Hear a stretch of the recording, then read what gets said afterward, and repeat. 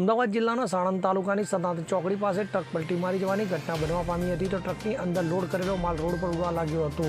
તો ટ્રકની અંદર પેપ્સીનો માલ ભરેલો હતો, ત્યારે માલ સાણંદ ફેક્ટરીમાંથી લોડ કરવામાં આવ્યો હતો અને આ માલ બારેજા લઈ જવામાં આવતો હતો. તે દરમિયાન ટ્રક પલટમાં રિપીટ તો આ દરમિયાન સનાતન ચોકડી પાસે આ ટ્રક પલટી મારી જતા ડ્રાઈવરને નાની મોટી ઈજા પહોંચતા તેને સારવાર માટે હોસ્પિટલ ખાતે ખસેડવામાં આવ્યો હતો. તો ટ્રક પલટી મારી જવાની ઘટનાને પગલે ટ્રાફિક જામના દ્રશ્યો પણ સર્જાયા હતા.